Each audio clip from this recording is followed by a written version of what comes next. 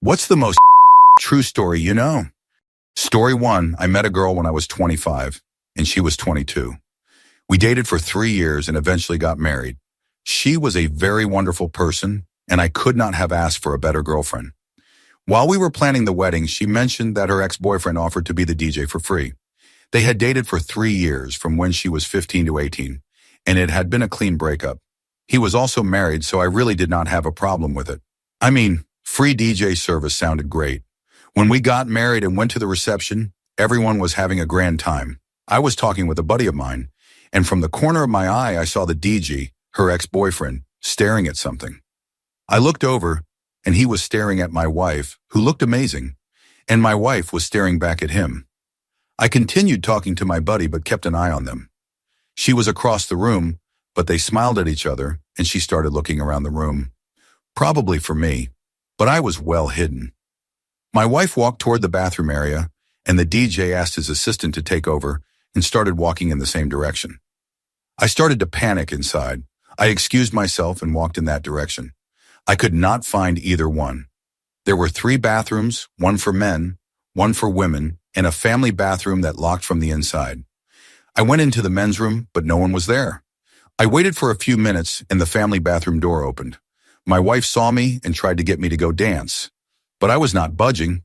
The guy eventually came out a few minutes later, and my wife swore up and down that he was just helping her with her dress. I left. She called my phone and again swore that nothing happened. We talked about it the next day, but I could not grasp why she would need him, of all people, to help with that sort of thing.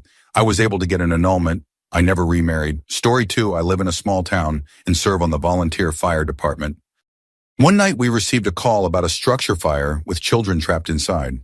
When we arrived, we found a badly burnt mother outside, the father unharmed, the house engulfed in flames, and a neighbor holding a child. The mother was screaming that her boys were still inside, 3 of them. We made entry and had the fire knocked down in 3 minutes. It was around 3 in the morning and hard to see anything since everything was burnt. We were feeling around the boys' bedroom when another firefighter felt something that made a noise. So he scooped it up and ran for the ambulance, thinking he had found a child still alive. When he got there, it turned out to be a burnt-up teddy bear with a noisemaker inside it. The father had sprayed them all with lighter fluid and lit the house on fire. The mother woke up and managed to save her daughter, but was badly burned when she went back in. The neighbor caught the father trying to put that child back in the window before we arrived. His excuse in court was that he did it for the insurance, even though it was a rental, and he had not paid his insurance premium in over a year. That night still haunts many of the guys on the department and the community as a whole. Story 3. When I was in high school, I dated a girl named Carolyn. Her previous boyfriend, Jamie, was involved in a very disturbing story. He and I already knew of each other and had talked a few times. He had 2 other friends who were bad news. There was also a girl named Melanie Ritchie who went to the Crosstown High School. She was super popular, and everyone loved her. She was maybe a sophomore and was a genuinely good person, always polite and doing the right thing. One night, Melanie decided to sneak out of her house and go to a party. Jamie and his 2 friends were there. One of the friends decided he wanted to hook up with Melanie. He spent most of the night following her around and trying to get her drunk. She resisted at first, but eventually gave in to the peer pressure. He had also been feeding her some kind of drugs, either ecstasy or LSD, but supposedly they were fake. She ended up getting very drunk, and he gave her something else before they all left together. She and this guy were in the back seat when she passed out. The guy panicked, believing Melanie was dead. They had no idea what to do with her, so they drove out into the woods. The guy decided he was going to have sex with her anyway, and did so on the hood of the car. They still believed she was dead and did not want to go to the authorities. The second guy, not Jamie, then had a brilliant idea. They would drag her down into a ravine, put a pipe bomb in her mouth to destroy her dental records, and just leave her out there in the middle of nowhere. Story 4. When I was a Cub Scout, we were hanging around unsupervised waiting for the Cub leader to show up. It was the 1970s, and standards of childcare were a bit different back then. There was a construction site nearby, and being foolish 8- and 9-year-old kids, we decided to play in it. We climbed into cement mixers and jumped into trenches. Then one kid decided to climb up onto a big pile of planks and jump off. He jumped off only about 4 feet down and landed on one end of a loose plank below. The plank had a 6-inch nail sticking out of the end, which completely pierced the middle of the kid's foot so it was sticking out of the top of his shoe. The force of him landing on it caused the other end of the plank to lever down violently on the uneven ground. And because his foot was impaled on the nail, it snapped his Achilles tendon. The other end of the plank levered up, smashed into his face, broke his nose, and knocked out all of his teeth. We did not see him for a while after that. Story 5. During the first year of our marriage, my wife and I went hiking and swimming at Fossil Springs in Arizona. Some random man was cliff jumping above us and without warning decided to jump off an area that nobody had ventured to before. The next thing I knew, I saw blue and white flashing. I saw my body being carried by 3 random heroes. And then I woke up in a hospital room with a 6-figure bill. Apparently, the man who jumped had dislodged some boulders. One in particular, about 65 pounds, found its way to my head. I was knocked into the water and floated up on my back because I am a stubborn fighter with innate survival instincts. Bystanders helped me out of the water while my wife could only watch in shock, believing her new husband might have just been paralyzed or worse. The man responsible fled as I explained that my back hurt. I was told that my head had been split open and that there was blood everywhere. 4 men carried me the 2 miles out, and some kind stranger put me in his truck and drove the 4-mile switchback road like a mad delivery driver racing a timer. I was put in an ambulance, then a helicopter, then into surgery. The result was a broken back with thoracic 2, 3, 4, and 5 compression fractures, which made me an inch shorter, along with a dent in my skull and a deep scar. The real pain came afterward, losing our car, ruining our credit because I could not work for months and having no insurance since I had just started a new job. We were left paying $100,000 in medical bills on top of everything that went to collections. Story 6. When I was working as a locksmith, I was called to change the locks on a house. I started the job with a coworker and everything was going smoothly. The woman who called us approached us mid-job and started chatting with my colleague. They were being friendly, and then she suddenly said, "Hey, want to see something strange?" Of course, my buddy said yes. I was not as eager, but I followed anyway. She led us to a bedroom, opened the door, and there was blood everywhere. The bed was soaked, the walls were covered with smeared handprints, and the floor was stained. It was all dry, not fresh. I realized that all the spots I had been seeing in the carpet, which I could barely distinguish because I am colorblind, were actually blood. It was all through the house, just not as heavy as in the bedroom. It was spotted on furniture and even on the walls in other rooms. She told us her brother had shot himself in that room that morning. Apparently he missed his brain and stumbled around the house before finally calling emergency services. They came and took him away. It turned out the house had belonged to their mother, who had passed away a year earlier. He had been living there, supposedly preparing it to sell, but all her belongings were still there. Pills, half-finished crochet projects, everything as if she still lived there with him. To make it even stranger, his girlfriend was the only person he would allow to visit him in the hospital. The sister suspected the girlfriend had talked him into shooting himself and believed she had a claim in his will to get the house. It was disturbing and unexpected. Later, I met a man at a bar who turned out to be one of the emergency medics who had picked him up. He told me the brother died the day after the incident. Small world. Story 7. My uncle's stepdaughter's house burned down, killing her and her sister. It was an accidental fire, but the truly disturbing part happened afterward. Anne and Joe were married with 2 children, one of whom was only a few months old. Anne's sister Christine was visiting, while her own husband and Joe went on a fishing trip. An electrical fire started around 5 in the morning. It seemed that Christine never woke up, but Anne managed to get her older child to run out of the house. However, Anne and the baby became trapped on the 2nd floor and eventually made it out onto the roof. A jogger happened to pass by at the perfect moment, and Anne dropped the baby to him. As she did, she lost her footing and fell, dying instantly. The baby suffered serious injuries from the fall and from smoke inhalation. The insurance company denied the medical claims because the policyholder, her mother, was deceased and the policy had ended at the time of death. My uncle had to work with doctors to prove that the baby sustained the injuries from the fall seconds before her mother died and the smoke inhalation minutes before. Only then did they honor the claim. Fortunately, my own stepfather, who worked in hospital administration, helped resolve the case. Story 8. I went to high school with this girl. We were in church youth group together and basically grew up side by side. Eventually, she had a few children by different men who were involved in drugs and ended up addicted to crack coca. One day, she drove to a drug house, brought her kids inside, and started a heavy drug session. Her infant began crying, as infants often do, and in a state of rage, she took the baby outside, wrapped a seatbelt around his neck, and strangled him.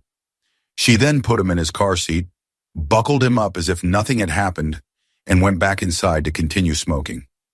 It was not until her older son told someone what he had seen that authorities were alerted. When they checked, they discovered the horrifying truth. She is now in prison for life, and from what I last heard, in protective segregation because other inmates attacked her constantly. Story 9. My friend lived with his grandmother, uncle, and father. His mother was in jail on drug charges. One day after school, his father met us on the way home and told us his uncle had shot his grandmother and then turned the gun on himself. It was a murder-suicide. The following weeks were incredibly hard. Another uncle had to move into the house, bullet holes still in the walls to help cover rent, while the father tried to decide what to do with the place. During that time, my friend's mother was released from prison and tried to get back into his life, even attempting to break into the home. She was stopped and stayed away for a while, but my friend eventually lost the house anyway. We came home from school one day to find police there again. The uncle who had moved in was arrested for dealing drugs, and my friend's father lost the home. They moved into a trailer together, and somehow my friend managed to keep living a normal life. He still lives with his dad and is doing well now, though his mother is still out of the picture. It is unbelievable how much one person can endure. Story 10. Years ago, I was drunk at Wisconsin Dells for spring break. At the time, I lived with a girl who was known for partying. Everyone on the trip were just acquaintances. I only really knew her and 2 other girls. There were about 22 of us total, mostly men. The first night, I got very drunk and ended up passing out in what I thought was an empty hotel room while everyone else went to the water parks. In my sleep, I started having trouble breathing. I slowly realized why someone's body was on me. When I managed to open my eyes slightly, I heard my name being said and understood that what was happening was real.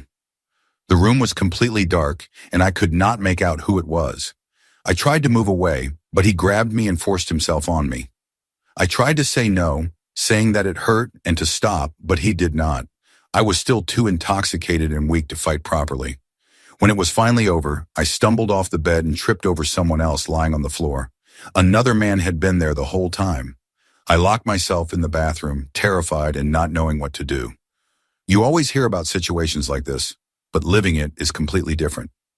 Later that night, I told one of the girls what had happened, though I still did not know who it was. I tried to push it out of my mind and finish the trip, but when we got back to school, rumors spread fast. I walked into the cafeteria, and people were pointing and yelling terrible things at me. Teachers confronted me, including the school nurse. I learned that another girl from the trip had been assaulted the same night by the same person. I know I should have gone to the police, but I was 16, drunk, scared, and far from home. I just wanted to forget. Later, I told my mother, even though we did not have a good relationship, I was desperate to tell someone. All she said was that it was a consequence of drinking. Nothing was ever done, and many people in my hometown still believe lies about me. But I moved away, and I know who I am. I know I did nothing wrong. I never received an apology from the one who did it, but I have learned to accept it and move on. It still affects my relationship with my partner at times, but things have been getting better. It was a painful experience, but sharing it helps me heal. Story 11. About 20 years ago, I worked with a carpentry crew that built new houses and did remodels. We got a job to remodel an attic in a 2-story home. On the first day, the homeowner told us he would be leaving for work, and that if we needed to use the restroom, there was one in the basement. He said, just go down into the basement, and at the end of the hallway, you will see the bathroom on the right. We started working, some of us outside, some in the attic. Eventually, one of the guys needed to use the restroom. He went downstairs, stayed for a few minutes, and came back up looking pale, like he had seen a ghost. Everyone noticed something was off. He asked if anyone else had been downstairs yet. Nobody had, and now we were all curious. He said he wasn't sure what was going on, but something definitely didn't feel normal. A while later, another guy went down to use the bathroom and came back up just as uneasy. The two of them started whispering about what they had seen. Curiosity got the better of us, so a few of us went downstairs together. At the bottom of the stairs was a small room with chairs all around the walls, like a waiting room at a doctor's office. Then we went down the hallway and saw rooms on both sides.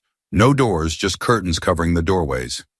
Each room had a waist-high table about 6 feet long. We noticed water spigots in the walls and even a full-face respirator mask, the kind firefighters use. We were all more than a little freaked out and went back upstairs. Throughout the day, each time someone went down there, they noticed new strange details.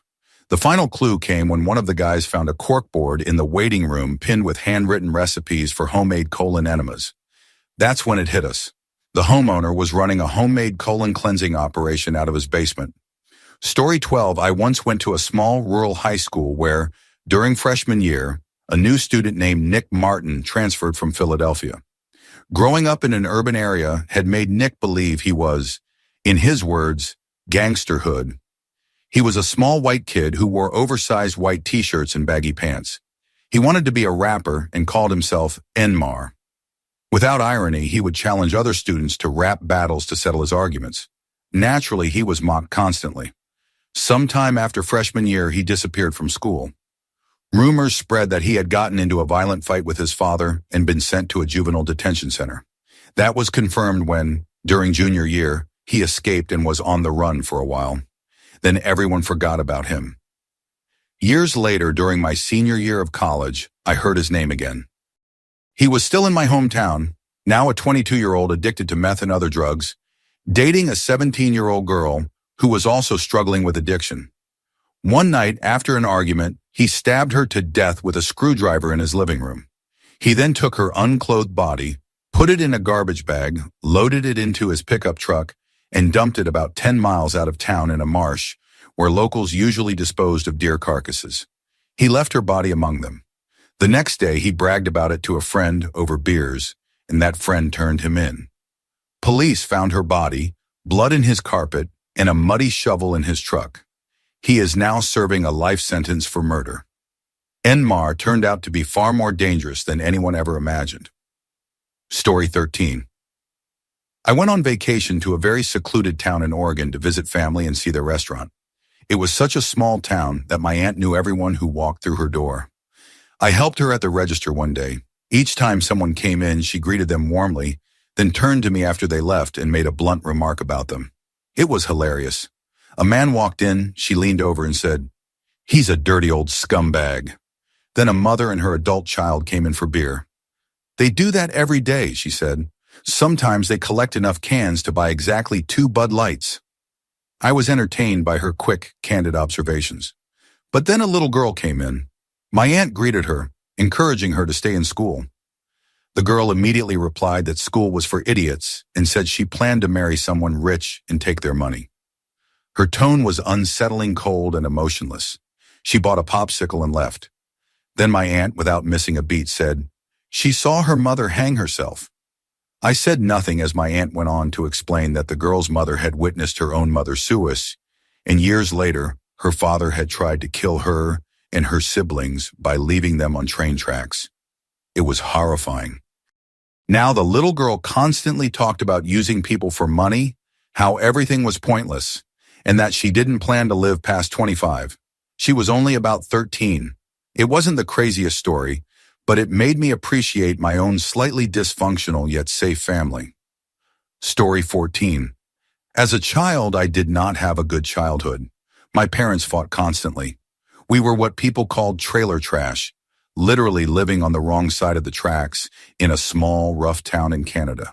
We got lice, lived off food bank donations, and had one careless babysitter after another because both of my parents worked and drank. My father was, and still is, an alcoholic. He also loved woodworking, and his makeshift workshop was built across the hallway from my room in our trailer. I was about 5 years old, a little girl sick with the flu, and my mother told me to stay in bed. While lying there, I had an accident and soiled myself. Being 5, I cried for my mother. I heard my father in his shop yelling at her to shut that kid up. My mother never came. My father came into the room and found me in bed covered in feces. He got angrier and angrier as I cried. He smelled like alcohol and his voice grew sharper. He told me to shut up or he'd give me a reason to cry. But I could not stop crying. I was sick, filthy, and scared. He stormed in again, took the soiled sheet, and shoved it in my face. Then he made me eat it. He left the sheet over my face and slammed the door as he left. My mother finally came in and asked him why he had not cleaned it up. At 5 years old, that was the day I truly learned what kind of people my parents were. Story 15. This is about an old manager of mine, and it happened while I was still working for him. He had been in a relationship for about 10 years with a woman who had 2 children. He was a father figure to them, and they all seemed happy. Before they met, she had worked as a dental hygienist at a nearby prison, treating inmates. During that time, she met and fell in love with one of her patients, a man imprisoned for the rape and murder of a 16-year-old girl. Years later, after his release, that man went to find her. She broke up with my manager, kicked him out, and moved the man in. They lived together for about 6 months. During that time, he began threatening violence toward her 16-year-old daughter. The mother ignored it, so the daughter left and went to live with my manager. 2 months later, the man murdered the woman, stole her car, and crashed it, killing himself in the process. Her 8-year-old son found her body in the laundry room, hidden under a pile of dirty towels. The boy now lives with my former manager, the only real father figure he has left. Story 16. A few years ago, my father married a woman who was deeply unstable. After their divorce, he finally told me the truth about what had really happened to her cat that supposedly ran away. The woman, who I will call PB, hated that cat.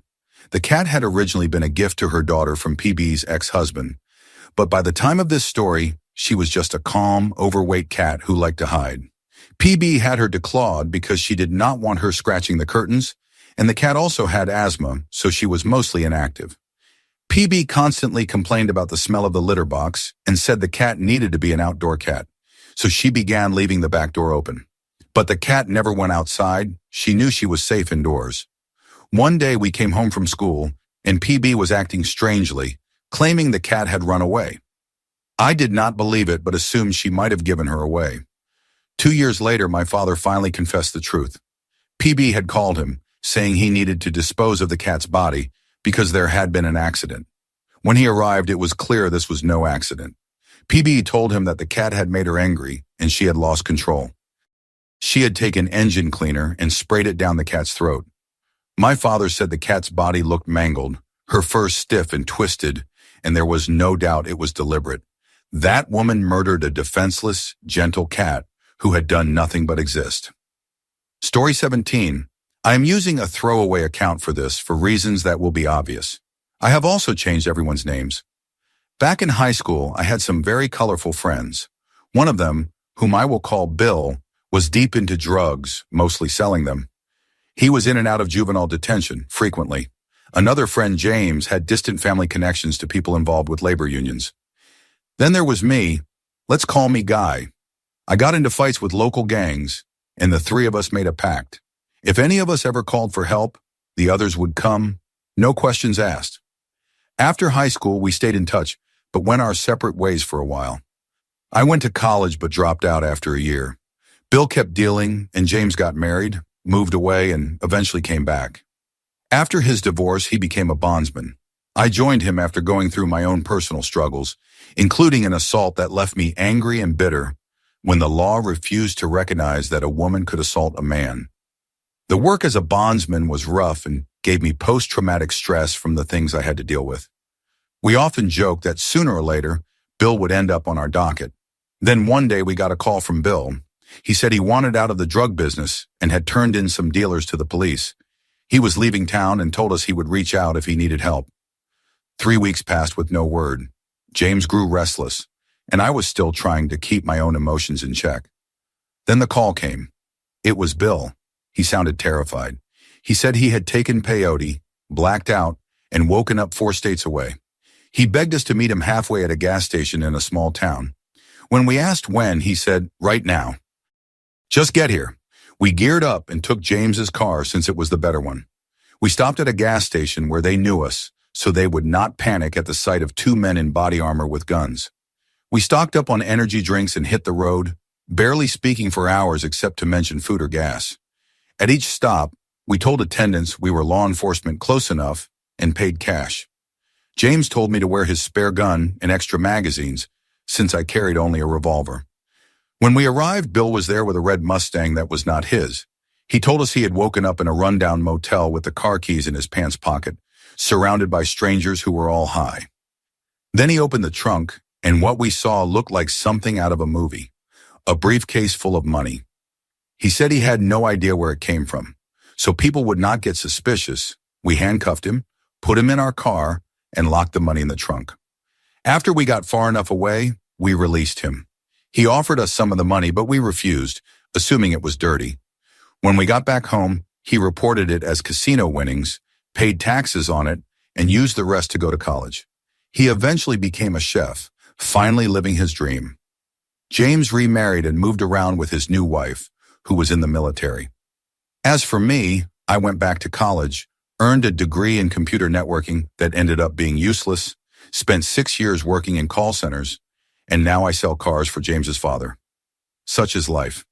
Story 18. In the neighborhood next to mine, a woman named Darlie Rucher murdered her 2 sons, 6-year-old Devin and 5-year-old Damon, while her husband and 7-month-old baby Drake slept upstairs. She claimed that an intruder had broken in, stabbed the boys, and escaped, all while she somehow slept through the attack. My father, who once volunteered with local law enforcement, got to see the photos and reports from the case. He said that Darlie stabbed one of her sons with such force and rage that the knife not only went through his small body, but embedded itself half an inch into the concrete floor beneath the carpet. What made it even more disturbing was what happened after. Just 8 days after the murders, Darlie and her family held a birthday party at the boys' graves to celebrate what would have been Devin's 7th birthday. Darlie, wearing a tiny shirt and shorts, smiled and laughed as she sprayed silly string on their graves and sang "Happy Birthday to You." The footage shocked the entire country. As of 2014, she remains on death row, awaiting execution by lethal injection. Some people are truly beyond understanding. Story 19. I was dating a girl I worked with a few years ago. One day she stopped answering my calls and texts, and I started panicking, wondering what I had done wrong. I was depressed and angry that she had just disappeared.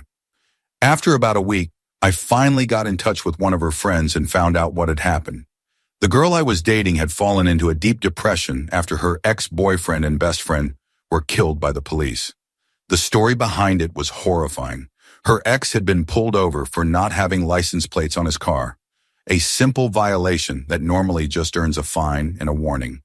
But when the officer looked inside the car, he saw a pipe. That discovery led to a deeper search. They soon found that a car matching his vehicle's description had been involved in a gas station drive-off. It turned out that wasn't his car, but the police didn't realize that until later. They kept adding charges, and he began to panic because he had been drinking and using coca. As the officers were placing him in the squad car, he started spitting at them.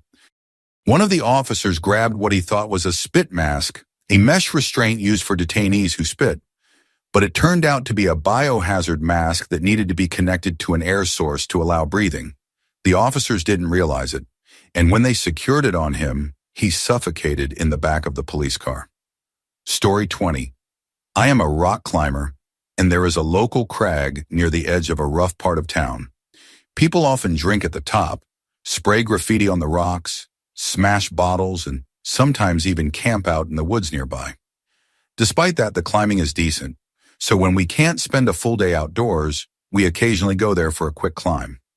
Every time someone goes, they come back with a story, usually about bottles or garbage being thrown at them while climbing, or their equipment being vandalized. But the worst story I ever heard was about a group that went top roping one afternoon. The climber's rope ran through an anchor at the top of the cliff, about 80 to 100 feet high. He was halfway up when the rope suddenly flew past him, over his shoulder. Someone at the top had cut it and walked away. He was 50 feet off the ground when it happened. Miraculously, he managed to stay calm, finish the climb, and reach the top safely before hiking back down. The sheer disregard for another person's life still makes my blood boil every time I think about it. Story 21. My old roommate once told me about a cousin of his in Michigan. The cousin went to Detroit one night looking for meth. He knew he would probably be robbed, so he brought pocket money along with the money he planned to use for drugs. As expected, he was robbed at the door of an apartment building, pocket money gone, but he still had enough left for the meth. He made his purchase without any trouble and started to leave the building. On his way out, he passed an open apartment door and happened to glance inside. He froze when he realized what he was seeing. 3 to 5 men in the room, and at least 2 of them were having intercourse with what he described as a female corpse. According to him, there was no movement, and her skin was taking on a purple hue. He kept walking, afraid to say or do anything. He had gotten what he came for, and he knew better than to linger in a place like that. Story 22. One of my friends has probably destroyed one of his closest friends' life. They met at work around the age of 18. He thought she was cute while she fell completely in love with him. They started seeing each other secretly, hooking up at parties without anyone knowing. He, however, only wanted casual encounters and kept pursuing other girls. At one point, he even had a girlfriend while still seeing her on the side. When that relationship ended, they continued hooking up, spending nearly every night together. To everyone else, it looked like they were finally in a real relationship. But behind closed doors, he constantly degraded her. He told her they would never be together, that she was only a hookup. If she gave any attention to another man, he became jealous and possessive, only to pull away again once he got her attention. He sent just enough drunken, late-night texts to keep her emotionally attached. After about 3 years, she got pregnant. He pressured her into an abortion, saying it would ruin his life and that he would never want to be with her. She went through with it, and things went back to the same toxic routine. For nearly 6 more years, she came over whenever he called, did his laundry, and left when he told her to. The entire friend group knew and thought she was crazy for allowing it, but nobody held him accountable. He was too charming for that. Now they are 28, and he has started dating her best friend. She is heartbroken and doesn't know what to do. When another man recently expressed interest in her, my friend told him not to pursue her because he wouldn't feel comfortable. He said this while dating her best friend. It might not be the most horrific story to some, but it's one of the most emotionally damaging situations I've ever witnessed. She lost her entire 20s, living in his shadow, convinced she was worthless without him. She carried the pain of the abortion and the years of manipulation alone. I can only imagine the deep psychological scars she'll carry for the rest of her life. Story 23. I worked as an emergency medical technician in a major United States city for a while. One day, we received a call about a man in respiratory distress at a motel. When we arrived, we found a thin man in his underwear screaming, and a man weighing over 300 pounds lying naked on the floor on top of a tarp, completely covered in baby oil. We had to call the fire department to help us move him. The firefighters coated him in rubbing alcohol and wrapped him in blankets so we could lift him onto the stretcher. But he was so slippery that he slid off in the hallway, and we had to do it all over again. Eventually, we got him to the hospital, but he died later that evening. What we learned afterward was tragic and bizarre. The deceased man had told his wife and children that he was going on a business trip, but instead he flew to another state to meet a man he had met online. His particular fetish involved taking a sleeping medication and then engaging in explicit acts while unconscious. There was video evidence proving it was consensual. However, this time, he accidentally inhaled some of the baby oil, which entered his lungs and clogged his alveoli, suffocating him.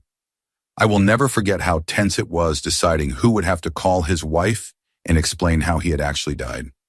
Story 24. In high school, I knew a girl, let's call her M. She was friendly, had plenty of friends, and we were close for a while. I even had feelings for her at one point. We used to talk on Instant Messenger all the time, back when everyone used AOL Instant Messenger. Through her, I met her cousin, Jay. He was older, preppy, and had that early 2000s Hollister look-frosted tips, nice clothes, confident attitude. He seemed friendly, and we talked on and off for a few years. Later, M met one of my ex-girlfriends, A, through a random chat session online. A and J became close, and over the next 8 years, they developed a deep friendship. At least that's what A thought. They messaged constantly through MySpace and later Facebook. A told Jay everything about her life, her struggles, her relationships, her emotions. Jay shared stories too, his arrests, his travels, even that he had once forced his girlfriend to have an abortion. He said that if he ever settled down, it would be with A. They had never met in person, but A considered Jay her best friend. She even interacted regularly with Jay's friends online, each with their own social media profiles and personalities. Years passed, and I eventually lost touch with M. One day I remembered something strange.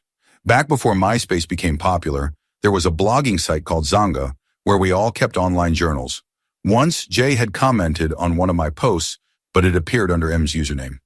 Then moments later, Jay's account commented saying that M had just been at his house and forgotten to log out. But they didn't live anywhere near each other. At the time, I hadn't thought much of it. Years later, that memory suddenly clicked. I texted an old friend to get M's number, then asked A for Jay's number. When A sent it to me, I compared them, and they were identical. M and Jay's phone numbers were the same. My stomach dropped. I messaged M, pretending I had meant to text Jay but had sent it to her number by mistake. She immediately realized she was caught. She confessed everything.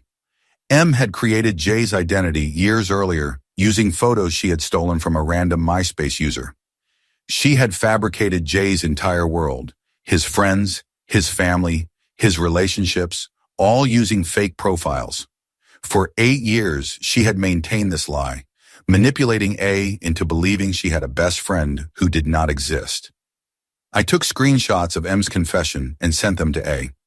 She was devastated and in disbelief. When she tried to reach Jay, there was no response. I met up with her afterward, and she was completely broken. Even today, she still struggles to trust people. Catfishing someone for a few weeks or months is cruel enough, but creating an entire fake world for 8 years purely out of manipulation and boredom is beyond comprehension. I still feel guilty for being the one who exposed it all, but I also know that if I were her, I would have wanted the truth. Story 25. My father was in the military when I was born. He was stationed near Tacoma, Washington, which is where I was born. One day during training exercises, he and a buddy of his, let's call him Joe, dug a foxhole together. Somehow, orders got mixed up, and tanks were rolling over the area where the soldiers had dug in. Joe kept poking his head out of the hole to see what was happening, and my father kept yelling at him to stay down, or he was going to get run over. The last time Joe lifted his head, a white phosphorus bomb struck him in the stomach. He fell back into the foxhole, screaming, trying to hold his intestines in his hands while the phosphorus continued to burn through his body. My father tried to help him, but the burning chemical ate through his gloves and scorched his skin. Joe died there in that foxhole. My father was given an honorable discharge not long after. I learned about this when I was older, because I witnessed one of his post-traumatic stress attacks. He would try to crawl under tables, the porch, or anything he could find, screaming at Joe to stay down and yelling that his hands were on fire. I have searched for information about this incident, but could never find anything. I suppose it's one of those tragedies the military prefers to keep quiet. Story 26. A friend of mine once told me about his old housemate who completely lost his mind. The man had been going through some rough times, and his behavior became increasingly disturbing. It started when he defecated in the shower, which the others tried to excuse as an accident caused by stress. But things escalated quickly. While my friend and another housemate went on a week-long trip, the unstable man stayed home. When they returned with new friends from their trip, they found that the bathroom walls were smeared with feces. Everyone was disgusted and left immediately, but the man continued living there for the remainder of the lease. When the time finally came to move out, they discovered several makeshift objects he had been using as Sewell tools covered in filth. Among them was a can opener with a handle that was vaguely shaped like a phallus. It was one of the most revolting discoveries they had ever made. Story 27. For a criminal justice class, I once researched a gruesome murder case from my hometown in Utah. Three men decided to rob a home audio store. They drove a van to the back alley and forced their way inside, taking the employees and a customer hostage in the basement while they looted the store. During the robbery, two more people, relatives of the employees, arrived to pick them up after their shift. The robbers captured them as well. Once they had taken everything, they decided to kill their captives. They forced them to drink drain cleaner, imitating something they had seen in a movie. But when that didn't work, they shot each of them execution style. One of the women was assaulted multiple times before being shot in the head. Miraculously, one of the victims bound, forced to drink the poison, shot in the head, and stabbed in the ear with a pen survived. Out of 5 hostages, 2 lived to tell the story. The perpetrators were caught soon after, and 2 of them were sentenced to death. Story 28. My hometown is small, and my family moved away when I was around 4 years old. Years later, my brother returned there to attend junior college. While he was living there, a woman who lived down the street from the school was murdered in her home. She had 2 young children and a husband who traveled often. He was involved in a gang, and in that group, it was common for members to stay at one another's homes when passing through town. While he was away, another gang member stayed at their house for about a week. One night, he decapitated the woman while her 2 children hid in a closet and watched in terror. Afterward, he fled. The children ran to a neighbor's house for help, and the police were called. The killer was never caught. For months afterward, groups of gang members came into town pretending to make casual conversation, trying to find out who knew where he had gone. To this day, the house remains abandoned. Every time I go back, I drive past it, a dark, overgrown place surrounded by neat, well-kept homes.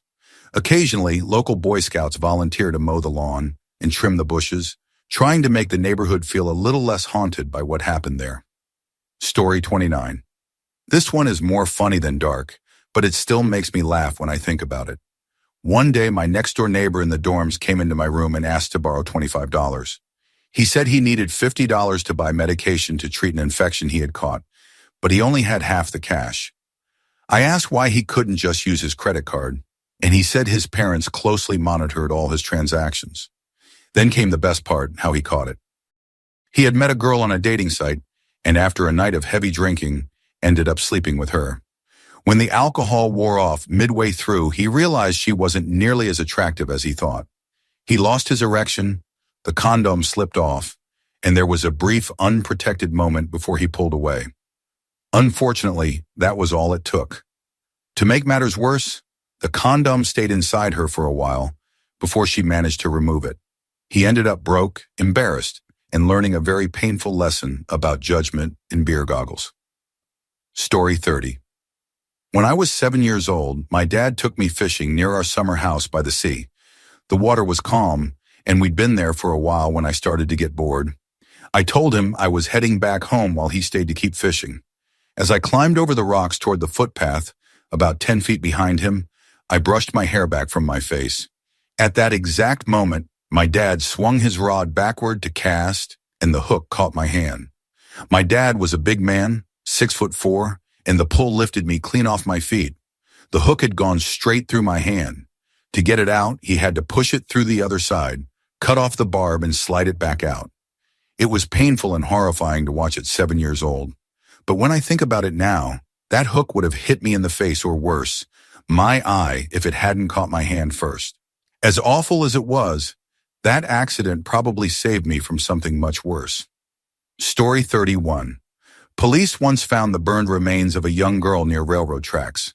They also discovered a diaper at the scene, which made them fear a baby had been involved. Years later, another body was found, this time inside a cardboard box thrown off an overpass. The authorities released facial sketches, but no one came forward with information. About 20 years later, a woman called in claiming to know exactly what happened. She said the 2 victims were her sisters and that their own mother had killed them. The woman explained that their mother had been abusive for years, favoring her 2 sons and cruelly tormenting the daughters. One day she shot the eldest girl. Refusing to take her to the hospital, she made her lie on the bathroom floor, bleeding and in agony. The children were forbidden to help her. They had to step over her as if nothing had happened. Miraculously, the girl survived. When she turned 18, she begged to move out. Her mother agreed, but only if she let her remove the bullet so she couldn't report what happened. Desperate to leave, she agreed. The mother used a kitchen knife to cut her open. The wound became infected, and the girl grew weaker each day. They put her in diapers because she could no longer move or use the bathroom. Eventually, she died, and her family burned her body by the railroad tracks. The first body police found. The second victim, another sister, was locked in a linen closet for days without food or water. At first, the family could hear her crying for help, but eventually the sound stopped, and then the smell began. When they opened the closet, she was dead. They placed her body in a box and threw it from an overpass. The woman who called the police survived and finally broke her silence. Their mother was sentenced to life in prison, while the brothers, who had helped conceal the crimes, served short sentences before being released in the early 2000s. It's one of the most horrific family tragedies I've ever heard of, and the house where it all happened still haunts those who know the story. Story 32. My fiance's roommate once lived through something that still shocks me to this day. A few years ago, her family was in the public eye after her sister was allegedly murdered by a group of people involved in some disturbing cult-like activity. I won't share identifying details, but the story was national news for a while. Despite everything, this girl, my fiance's roommate, is one of the strongest people I've ever met. She's a nursing student now, and last semester she was taking a psychology class. One day during a lecture on psychological disorders and abnormal behavior, the professor pulled up a case study for discussion. It was an article about her sister's murder. She sat there in silence, frozen, as her classmates analyzed the event like it was just another tragic case study. No one realized who she was. I can't imagine what it must have felt like to sit there listening to strangers discuss your own family's trauma. Yet somehow, despite all of this, she remains one of the kindest, funniest, and most positive people I've ever met. Her strength honestly amazes me. Story 33. One of my cousins was just 14 when this happened. He worked as a motoconcho, which is basically a motorcycle taxi. His older brother, who had a job at a 5-star hotel, was dating a woman. One day, my younger cousin saw that woman with another man. Shocked, he rode straight to our house and told us what he'd seen. He wanted to call his brother, but he didn't have a phone, so he borrowed my mother's. His brother never answered. My cousin grew nervous, got back on his bike, and left. That was the last time anyone saw him alive. The next afternoon, his body was found. His throat had been slashed wide open, apparently with a kitchen knife. The story that spread through town was that the girlfriend wanted to scare him into keeping quiet about what he saw. She and a few of her friends supposedly hired him to give them a ride, then forced him into a remote area. Things escalated, and they ended up killing him. Everyone in town knew who was responsible, but no one was ever arrested. It's the kind of story that sticks with you forever, the kind that makes you realize just how quickly innocence can be destroyed by other people's cruelty. Story 34. A few years back, my brother's friend bought a car from me. A few months later, that same car was found parked at the local fairgrounds with his body inside. He had gone there to make a drug deal. The buyer, an 18-year-old kid, seemed sketchy, so my brother's friend backed out of the deal and went back to his car. As he tried to drive away, the kid pulled out a shotgun and shot him 3 times in the chest. He stole the drugs and fled, leaving my brother's friend dead inside the car. The body sat there for 3 days before someone found it. Eventually, the killer was caught after his girlfriend told the police that he had confessed. During his time in jail awaiting trial, he offered his cellmate money to kill his girlfriend so she couldn't testify against him. The cellmate reported it to the authorities immediately. The whole thing was just horrifying. 2 young lives destroyed, all because of greed and stupidity. My brother's friend was only 19. The killer was barely 18. It's a tragedy that still feels senseless, no matter how many times I think about it. Story 35, I started with OxyContin. My girlfriend at the time was already doing it with one of my pot dealers, spending less and less time with me. I figured maybe if I joined her, she'd stay with me instead of him. For a while it worked until I ran out of money. Then she went right back to him. I began by snorting it, and it didn't take long before I was addicted. She'd been hooked for months before I even started. Eventually, we broke up after she cheated on me multiple times, but we still got high together often. The guy she was getting it from, my dealer, had 2 types of blood cancer from playing with chemicals as a kid. He was prescribed OxyContin and a drug called Neupogen, which came in glass syringes. As his tolerance rose, so did his pain, and he started injecting the oxy. It wasn't long before my ex began doing the same, and, of course, I followed. It felt stronger, cheaper, and more efficient. For a while, that was life. Then she got with another guy who also sold it, and all of us were shooting up daily. Then the city police did a massive coordinated raid on all the local oxy dealers. Overnight, supply vanished.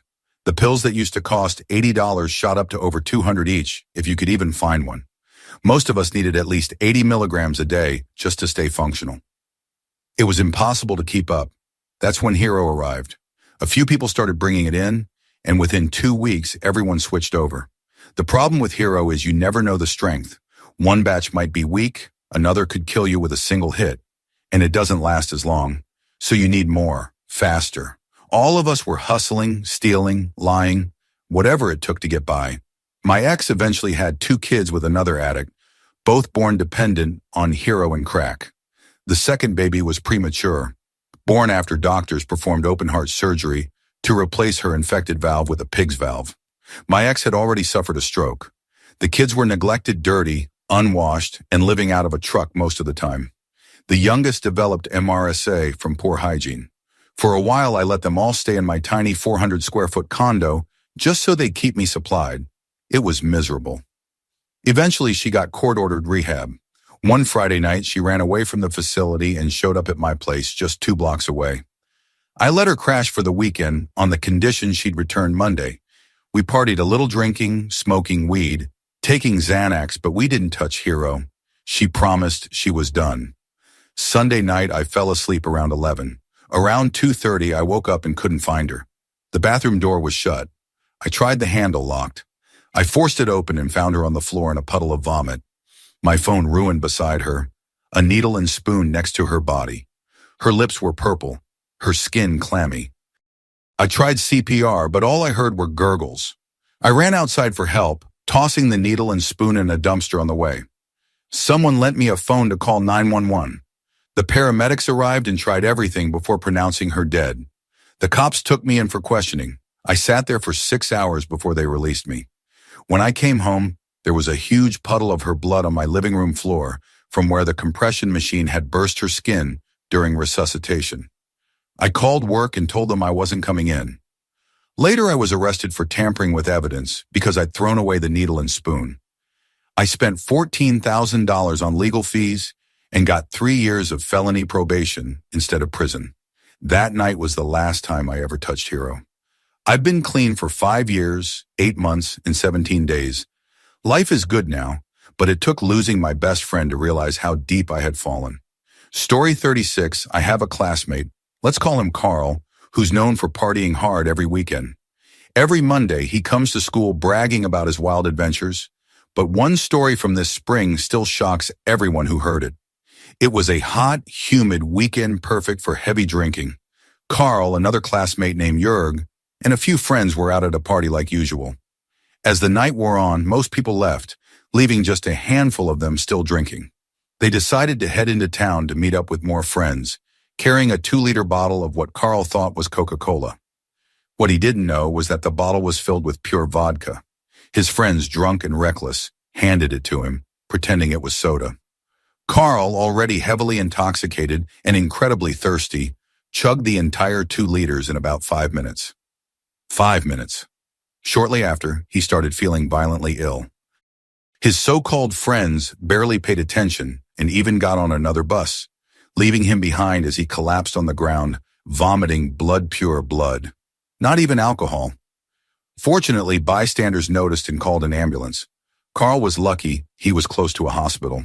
Doctors later said his stomach had literally burst, spilling alcohol and stomach acid into his body. The only reason he survived was because he worked out constantly, sometimes 10 hours a day, which gave his body enough resilience to endure the trauma. It's horrifying to think how easily it could have ended differently, and all because of a stupid prank. Story 37. When my father was younger, he worked as a cameraman for a local news station in North Carolina. One afternoon, he was listening to the police scanner when he heard a call about an incident at a Piggly Wiggly grocery store nearby. He grabbed his camera and rushed to the scene, arriving before the police. Inside the manager's office, he found a man and a woman riddled with bullets, lying lifeless on the floor. Sitting calmly at the desk beside a homemade .50 caliber machine gun was another man smoking a cigarette. My father froze as the man looked up and said something like, "Don't worry, I've already killed who I came for." He made no move to harm my dad. When police arrived, they discovered that the shooter had spent years building that massive weapon by hand. The victims were his wife, or possibly girlfriend, and her lover. All three worked together at that grocery store. Even though my father didn't get hurt, the image of that quiet, eerie scene stuck with him. To this day, he says he can't walk into a Piggly Wiggly without feeling uneasy. Story 38. When my mom was a child around 10 or 11, her mother became pregnant with twins. They were born prematurely and didn't survive. The loss broke my grandmother. She had always been a loving, stable parent until that tragedy.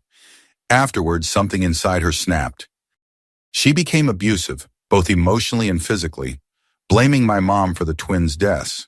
She grew fanatically religious and became convinced that my mom was possessed by evil. She even arranged for a priest to perform an exorcism, during which my mom's arm was broken. My grandmother told her over and over that she wished my mom had never been born. It left deep scars. When my mom grew up, she fell into a pattern of abusive relationships. One man, who called himself Qassar, was the worst. He was from Afghanistan and deeply controlling, violent, and delusional. When my mom was pregnant with my half-brother, he broke into our apartment one night and waited in the dark for her to come home, just to terrify her. He beat her multiple times, even while she was pregnant, cracking her front teeth. After my brother was born, he threatened to kidnap me. I was 6, and sell me as a child bride in Afghanistan, saying I'd be worth even more because I was white. Later, my mom found out he was wanted by the FBI for terrorist activities. She changed both her name and my brother's, while I went to live with my dad for safety. For years afterward, he sent her threatening messages, promising revenge. She was even advised to move out of state, but she stayed close to me instead. Even now, she still jumps whenever an unknown number calls. That fear never fully goes away, but she's the strongest person I know for surviving all of it. Story 39. I used to work the night shift at Walmart, and you see all kinds of strange people at 3 in the morning. Stoners, drunks, the occasional escort. But one man stood out. He came in quietly, buying only a pair of shoes and some socks. That's not a big deal during the day, but at that hour it was strange. Usually late-night customers buy cigarettes, snacks, or alcohol. What caught my attention was that he wasn't wearing any shoes at all. I made small talk, and he explained why. He worked as a tow truck driver and had just come from a terrible accident scene. A drunk driver had crashed into a bridge at full speed, and the impact had been so violent that the man was, well, everywhere. My customer said when he walked across the road, the ground squished. At one point, he bent down to pick something up, thinking it was debris, and realized it was the man's severed hand. When he finished clearing the wreck and went back to his truck, he couldn't bear to wear his blood-soaked shoes inside, so he threw them away. That night, he was just replacing them. I still remember how pale he looked. If anyone ever needed a drink past midnight, it was that guy. Story 40. During my 3rd year of medical school, while rotating through obstetrics and gynecology at a county hospital, all the students on the rotation received an urgent email. It said we were to attend a mandatory meeting the next morning, excused from all clinical duties. When we arrived, the clerkship director addressed us in a somber tone. She said that what had happened the day before was deeply disturbing and that anyone emotionally affected could seek psychological support or time off without penalty, but she didn't tell us what had happened. The next day, one of my classmates told me the story. A woman had come into the emergency room during what appeared to be a psychotic episode. She was screaming that a monster was inside her and begged doctors to remove it. When they examined her, they discovered she was pregnant, far past term, and the fetus had been dead for weeks. She was rushed to labor and delivery. During the attempted delivery, the chief resident realized the baby's body had begun decomposing. As he tried to assist with the birth, the infant's head began separating from the body.